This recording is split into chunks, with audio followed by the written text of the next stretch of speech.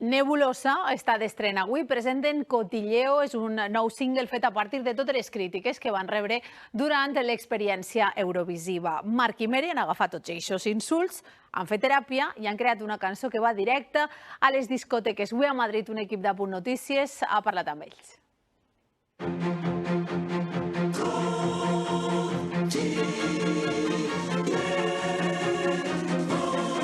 Nebulosa torna empoderada amb un tema covat abans d'actuar a Eurovisió.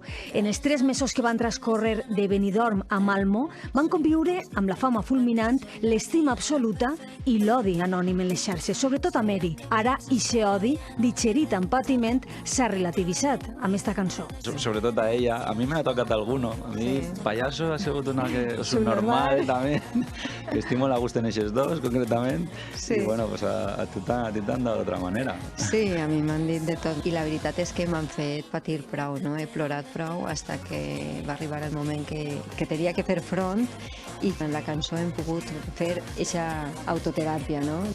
Espantar els mals, no? Exacte. Per a la posada en escena tornen a confiar en mans valencianes. En este cas, Jau Fornes es porta al Palau Ferran Núñez de Madrid i tria este estil versallesc, perquè xafardejar no entén d'èpoques i aquelles crítiques des de darrere dels palmitos ara arriben per les pantalles. La filosofia d'espolsar-se els comentaris de tercers és semblant a la de Zorra. La gent pensa que va sentir-se també molt identificada. En la vida n'hi ha que relativitzar les coses, no? No prendre's massa en sèrio a una mateixa i menys del que puguen dir de tu.